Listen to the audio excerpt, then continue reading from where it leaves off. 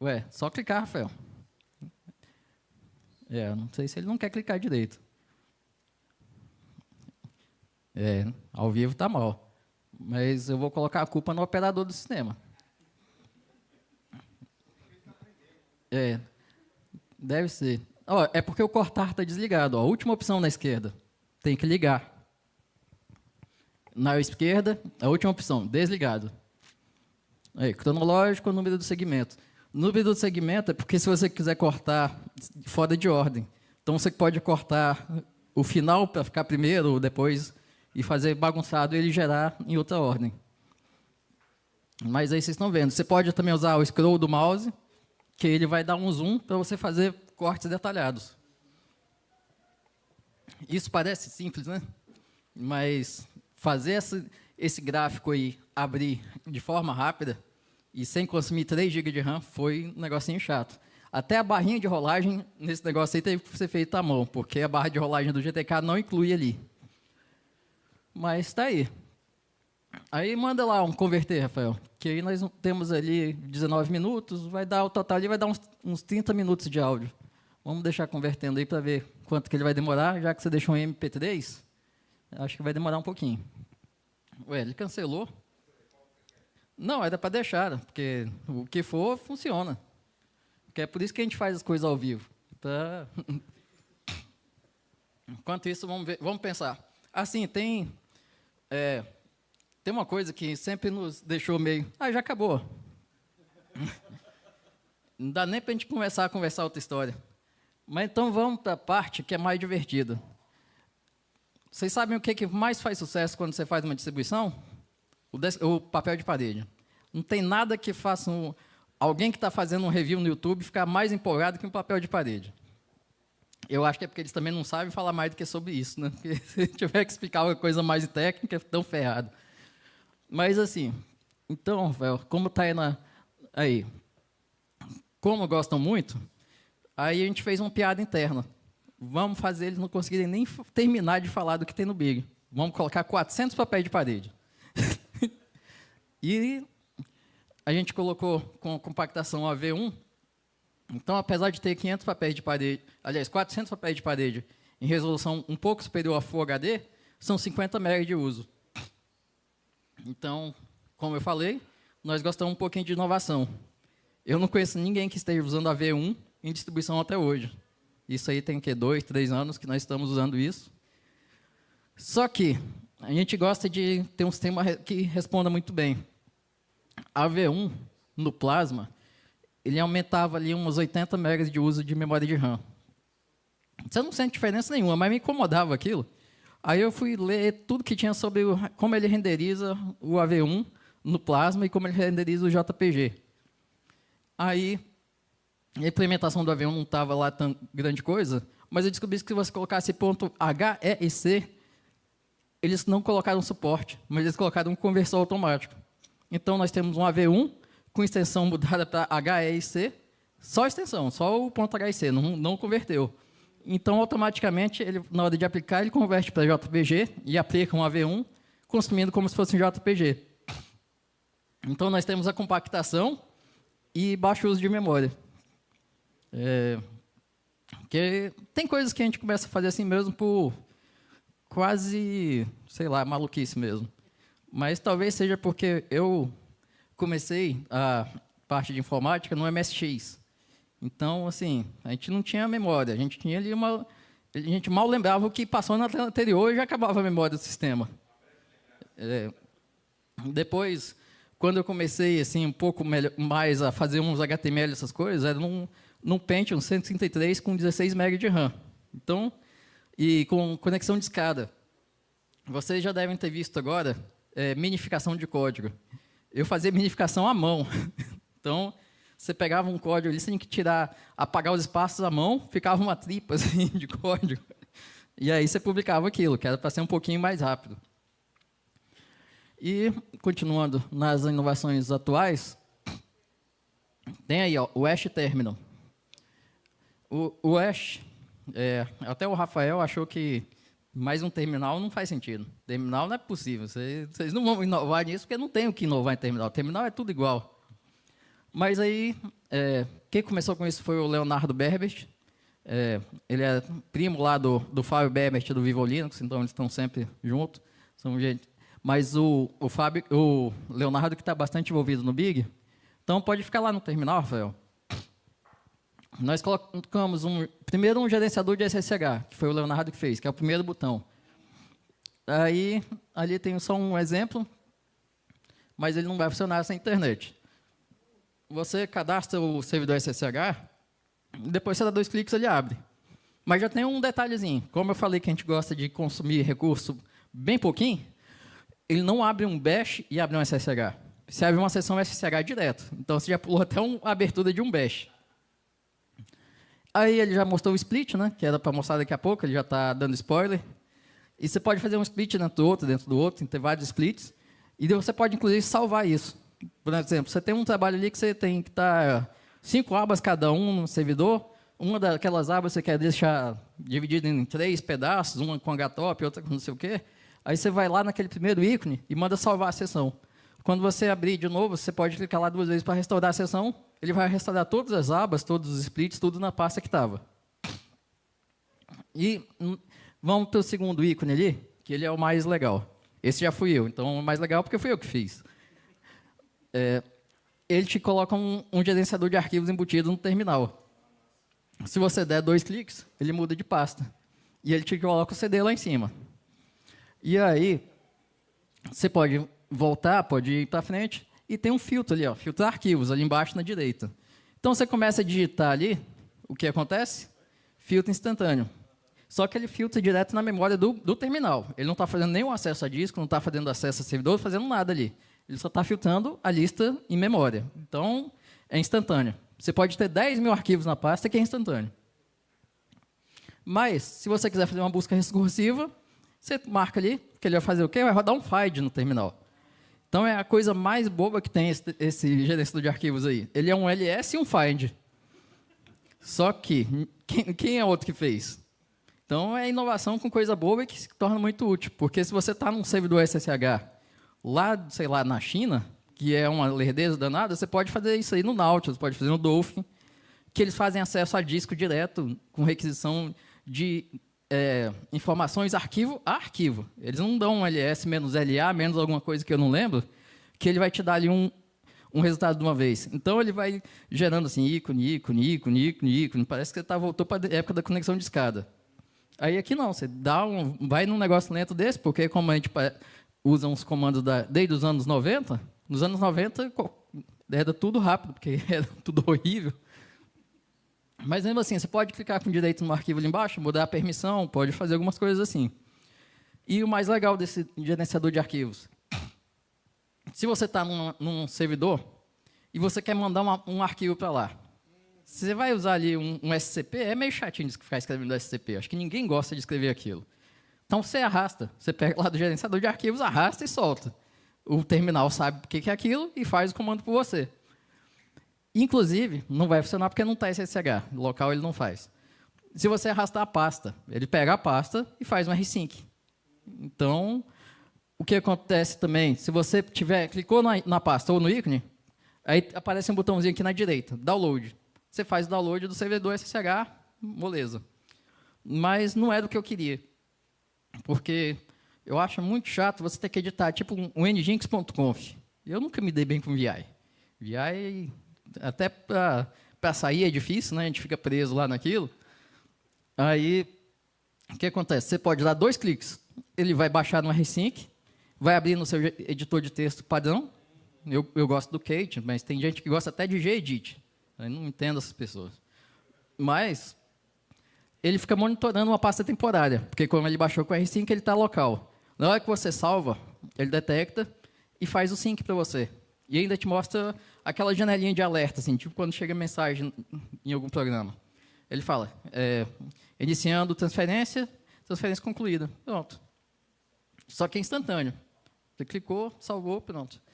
E você fechou o terminal, ele apaga a pasta temporária e a vida segue. Então, eu acho que esse terminal, apesar de ser só um terminal, é muita inovação num lugar só. Então, vamos para o terceiro ícone ali. Quer ver? Clica lá, Rafael. Bom, se você está chegando no terminal agora, você não sabe os comandos, todos os comandos mais importantes estão ali. Aí você tem a descrição, e se você der um cliquezinho em cima, ele te joga aquele comando no terminal para você usar. E também, voltando lá naquele mesmo local, nós temos ali o campo de adicionar novo comando, lá em cima na direita. Você chega lá na empresa que tem ali, então, assim, uns 6 comandos lá que as pessoas usam naquela empresa. Aí, no lugar de você, pô, mas como é que eu vou aprender isso? Adiciona ali os 6 comandos, coloca a categoria dele e fica lá. E, inclusive, para não ficar incomodando aquele monte de comandos, você tinha uma chavinha ali no meio, que você podia deixar só o comando personalizado. Aí fica moleza, né? Você tem ali só o que você vai precisar usar. Então, o Rafael está cadastrando ali, mas depois a gente vai para o quarto item, que só do terminal, eu não sei nem que horas são, né? Deixa eu ver a hora. Está na metade da palestra, tem muito tempo. Vamos lá, Rafael. Volta lá e manda mostrar só os personalizados. Porque você colocou o personalizado, a gente vai ter que mostrar, né? Lá na chavinha lá em cima. Ele não salvou? Então, não salva também não. Vamos embora. Vamos para frente que... Vamos lá. Quarto ícone. Vamos para o quarto ícone. Isso. De novo. A ideia aí é servidor SSH.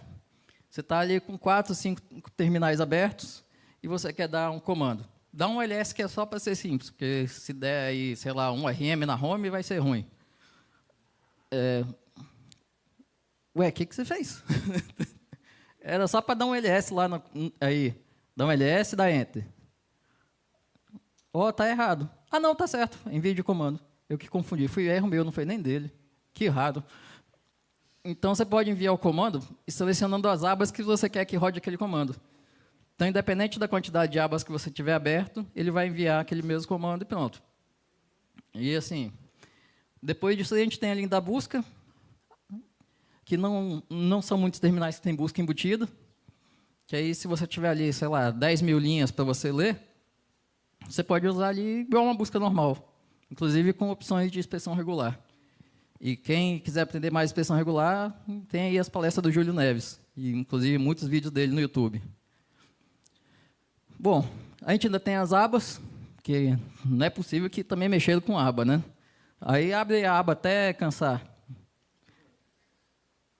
Bom, se vocês já utilizaram um terminal em GTK, sabem que primeiro que ele não mantém uma linha só ali em cima. Na hora que você abre uma aba, ele abre uma segunda linha embaixo, porque o gerenciamento de aba do GTK, quando você segura a aba e puxa, ele te arranca a aba, ele não move a janela. Então, nós tínhamos que refazer o gerenciamento de abas, é um gerenciamento de abas à parte. E a outra coisa, você vai mover a aba. Você tem que ir lá para o cantinho, descobrir onde é que fica um negocinho escondido desse tamanho e ficar clicando. A gente colocou uma barra de rolagem horizontal. Então, dá para ver que a gente gosta um pouquinho de terminal, né? E está sendo assim. Tudo que nós vemos no terminal que nos incomoda, a gente está tentando fazer de uma forma que não incomode. Tem a parte de temas, você pode exportar toda a configuração com suas chaves SSH, etc. Ele vai salvar criptografado, depois você pode restaurar. E, como a gente gosta um pouquinho mais de terminal, uma coisa que não estão inclusas no Big, mas uma curiosidade. Esse ano, a maior parte do tempo que eu passei, fui trabalhando em projetos que não são do Big. A maioria foi de terminal fora. Começou que eu estava lá.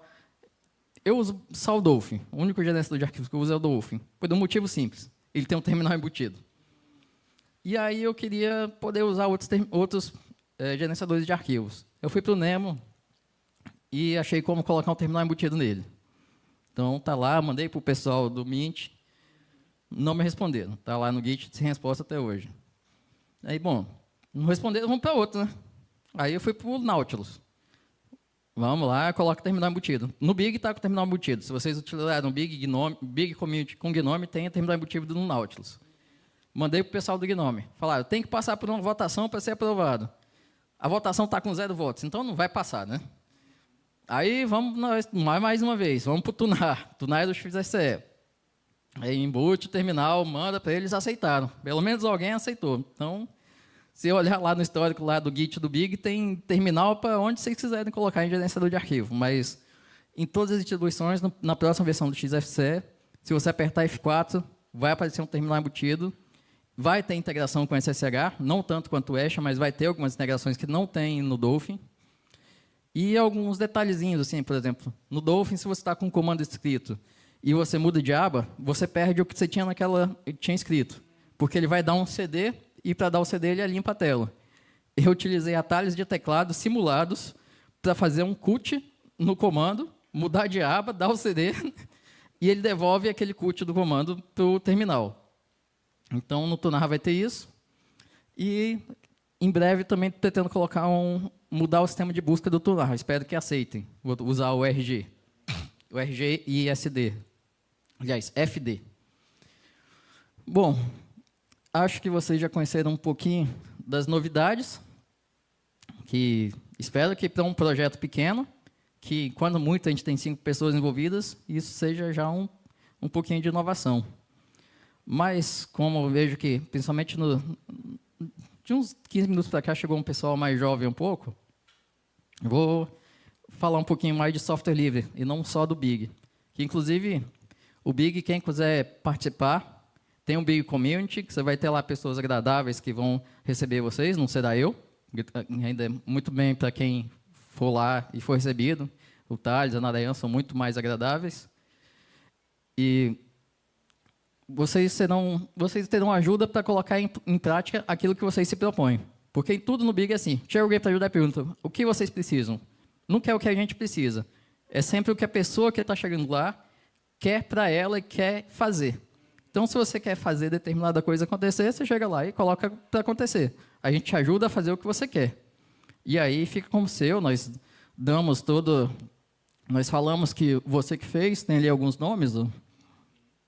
E, para mim, que sobrou essa parte mais chata, eu faço o que os outros não querem fazer, porque quando não tem ninguém querendo fazer, sobra para alguém, que sou eu. E sobre software livre. O mundo hoje é todo software livre, menos a ponta que encosta no usuário, mas todo o background é software livre. E se vocês quiserem partir para uma carreira de tecnologia, só existe software livre. Se você for usar software proprietário na sua carreira, quer dizer só que você é um clicador de mouse. Você não vai passar disso. Por mais que você ache, não, eu tenho MBA, eu tenho isso, eu tenho aquilo.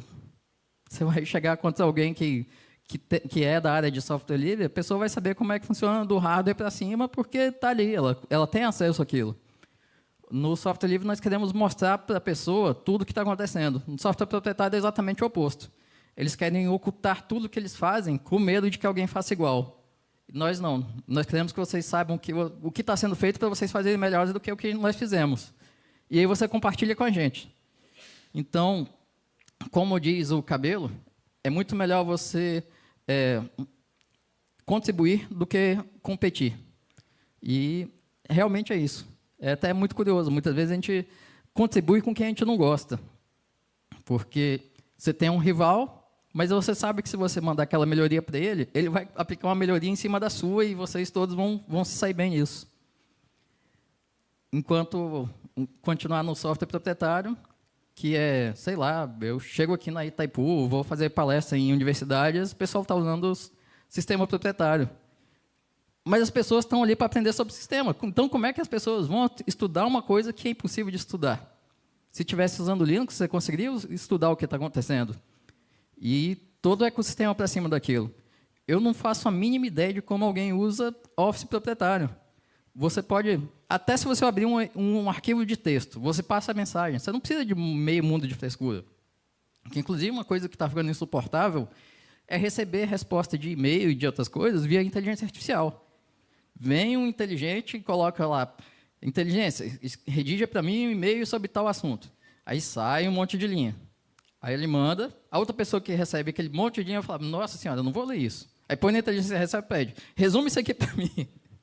E aí fica essa ideia de maluco, que as coisas vão ficando um ciclo vicioso, porque eu acho que as pessoas não gostam muito de pensar. Mas vão te falar muito para vocês assim, Atualmente está tudo muito difícil, não dá certo. Vocês estão ferrados, não tem espaço mais para ninguém. Mas se vocês usarem um pouquinho do cérebro, vocês vão parecer o Einstein. Porque quando a média está muito baixa, é fácil destacar. Então, tem que ver as coisas pelo lado positivo. Veja que quando você está num ambiente muito ruim, você não precisa se esforçar muito para destacar. Então, quando você conseguir fornecer uma solução em cima de um software livre, que basicamente ninguém conhece, vai ter uma margem grande entre a adquisição do software proprietário e o que você está disponibilizando. Você joga ali mais ou menos na metade daquele custo como remuneração sua, você vai ter uma remuneração muito mais alta e um cliente muito mais satisfeito. Porque para ele ainda é 50% de desconto e para a pessoa, às vezes, é 5 vezes de lucro a mais. Mas a maioria das pessoas não vê isso. Ela fala, não, o que o mercado usa? Ah, sim, eu vou ser um grande profissional. Eu vou fazer o que todo mundo faz para me destacar. Então, se você for igual, salário médio vai ser aquele ali dali para baixo. Mas se você conseguir se destacar, aí você vai começar a falar, pô, mas é tanta oportunidade que surge que precisava de uns 5 de mim para conseguir aproveitar isso tudo. Vai muito da decisão de cada um. E vou dizer para vocês, é muito mais divertido o mundo do software livre. De você estar nas comunidades, de participar, de você aprender o que você está fazendo. Você não ser um clicador aleatório, de você saber desde o hardware ali o que está acontecendo. Você quer apagar um HD legal, bem apagadinho, você usa um DD. Aí você sabe que cada bloco ali vai estar sendo reescrito, etc. Então, meu conselho para vocês é isso. Se vocês gostam de tecnologia, aprende a fundo. Nós estamos aqui no país do agro, mas você não vê inovação no agro. E está muito fácil inovar nisso aí, com o Arduino, com várias facilitações de robótica. Tem muita peça muito barata que está tendo no mercado hoje, parte de drone. Você pega o drone, faz imagens, usa um OpenCV que está aí, aberto, todo mundo usa. Faz integração com algumas outras ferramentas de inteligência artificial e você consegue saber se as plantas estão com doença, qual doença é, por imagem. Isso é simples de fazer. Você encontrou o projeto no GitHub e sempre pronto. Implementou, pronto. Você vai, tem uma grande empresa aqui, inovadora, etc. Aí você ainda faz umas apresentações tipo essa minha aqui, que o povo ainda acha que é bom. Mas é isso, a gente tem que lembrar que hoje, as 5 maiores Big Techs do mundo, cada uma vale mais do que a Bovespa inteira. Então, aqui as pessoas pensam, não, Petrobras é uma coisa muito grande, Banco do Brasil, essas coisas são muito grandes. Junta tudo isso, não dá 1/5 de uma das maiores Big Techs. Se a gente continuar nessa, não, vamos utilizar o que vem pronto porque é cômodo, bom, a gente vai saber que todo o dinheiro vai continuar sendo enviado para o mesmo local e aqui no Brasil vai continuar sendo cada vez menos dinheiro e não vai ter local para trabalhar. Os melhores profissionais vão continuar tendo que sair daqui, trabalhar. O melhor programador que eu conheço foi para o Canadá, porque aqui ele não estava tendo, não só não estava sendo reconhecido, mas uma empresa canadense mandou para ele com convite para ir, já tinha casa, tinha tudo pronto para ele lá. Então, adivinha como que souberam disso? Porque ele era um colaborador de software livre. Então, ficava fácil de saber onde ele estava. Mas voltando ao tema, se a gente não começar a usar o que é nosso e começar a colocar dinheiro nos que estão perto de nós, não vai ter grande evolução, nós vamos continuar sendo dependentes, porque tudo é muito fácil hoje. Se você quiser criar uma rede social é fácil, quiser fazer o que for, você só precisa de hardware. E mesmo hardware, muitas vezes você consegue barato. Então, como pode a gente ter chegado num ponto que hoje você vê a criançada falando, não, eu quero ser um grande youtuber, eu quero ter um Instagram de muito sucesso. Por que a gente não sonha, pelo menos, em ter uma rede tipo youtuber para concorrer, ter um Instagram para concorrer, quer ser só o sonho é ser só um homem-formiga dentro do negócio. Nós, pelo menos, podemos ter um formigueiro para a gente, né? E capacidade nós temos. Muita gente que é capaz de implementar isso, de fazer acontecer, mas pouca gente que acredita. E se vocês quiserem ter um projeto de vocês, eu tenho até um conselho. Você fala com os amigos mais próximos. Se eles falarem que é bom, você desiste. Porque quando os amigos falam que é um negócio bom, é porque é uma coisa muito fácil. E se é muito fácil, não vai, é só mais um no mercado. Se todo mundo falar, não, você está maluco, isso aí vai dar errado. Aí você pode ir naquele caminho ali que tende a dar certo. Ou pelo menos você deu errado, mas foi um negócio que você falou, pô, esse aqui foi bom de tentar. E quando der certo, estiver ali no meio do caminho, tá aquele negócio vai, não vai, nenhum dos seus amigos vão querer estar perto de você. Eles vão falar, não, deixa ele lá, aquilo ali está maluco. Aí, quando você começar a fazer sucesso longe, os de perto vão começar a te valorizar. Isso é um padrão que eu já vi em vários locais. Como dizem, santo de casa não faz milagre. A não ser quando você sai de casa. Que aí... Bom, levantar da plaquinha ali, dizendo que tem só 10 minutos. Se alguém tiver perguntas para fazer, alguma coisa assim, pode levantar a mão. Mas, se alguém não tiver mão e quiser levantar o pé... Olha, alguém levantou a mão lá no fundo.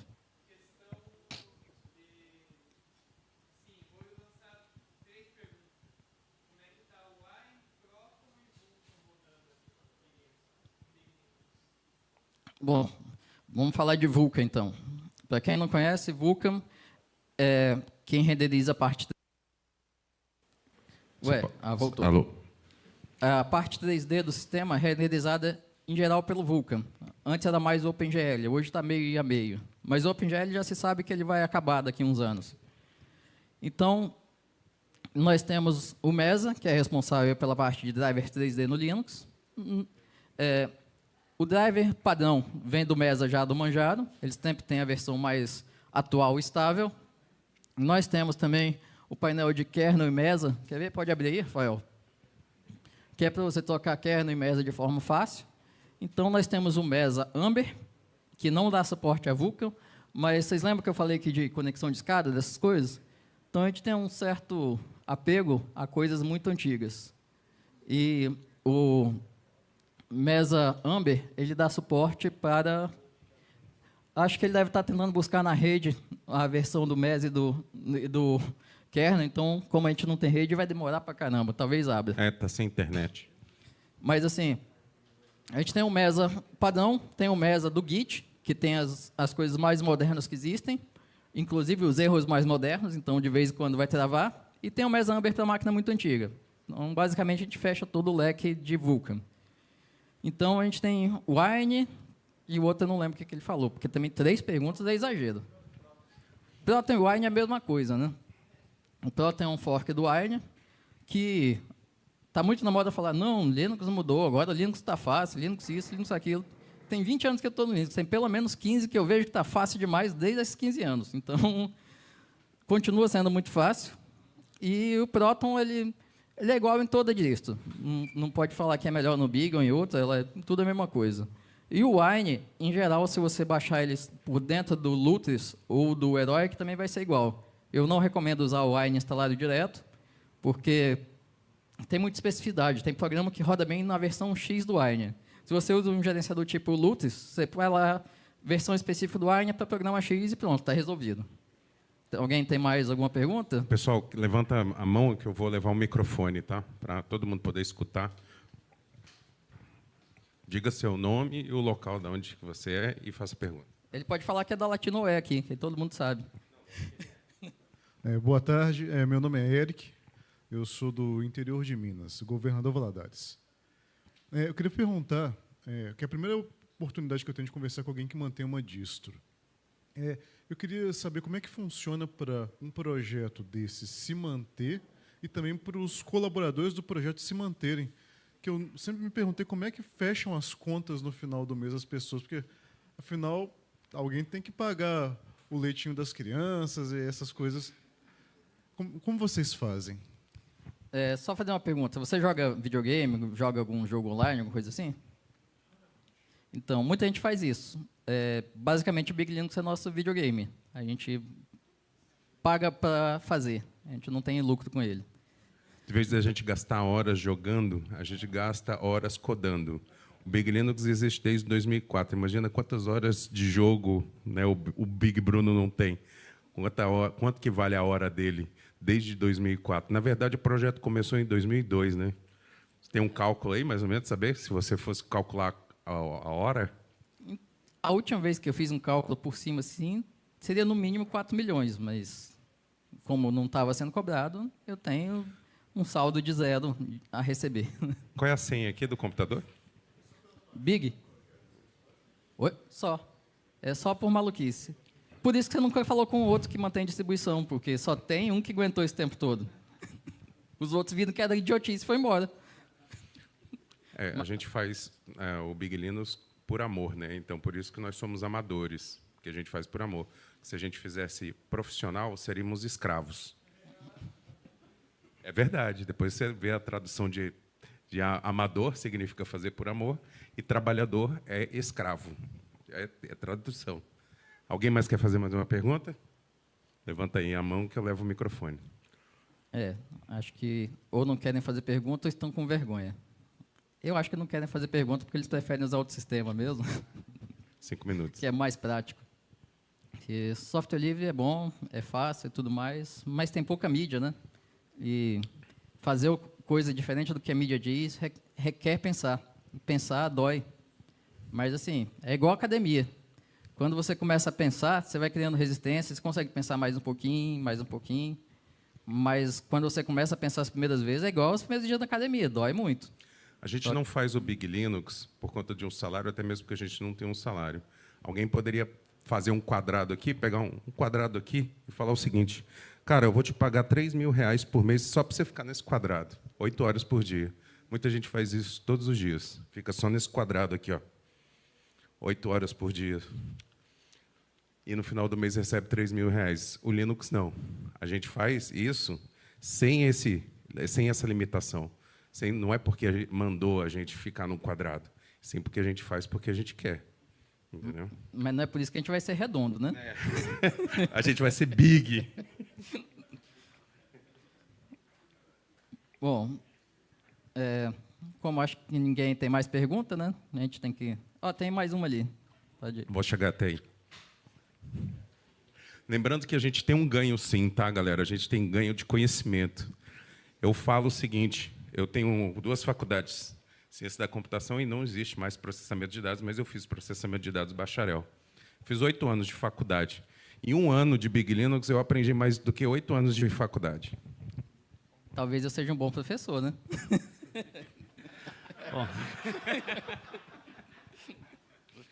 Bom, meu nome é Brian, sou lá de Maringá. Tem algumas outras distribuições Linux que daí elas têm grandes empresas por trás. Como o Big Linux é bem antigo, vocês já tiveram propostas de empresas querendo participar do projeto ativamente, mas com algumas diretrizes que vocês não concordaram? Algo nesse sentido? Então, a primeira parecia trabalho escravo.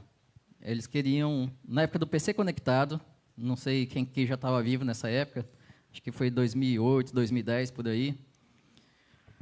Queriam que a gente entregasse um CD gravado, mais 1 ano de suporte por telefone e e-mail, e receberíamos a enormidade de R$2 por computador vendido. Então, não dá nem para levar a sério, né? E eu conheço quem pegou e a pessoa conseguiu ganhar bastante dinheiro.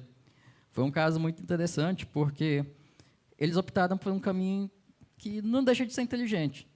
Vamos fazer o pior sistema possível. Por quê?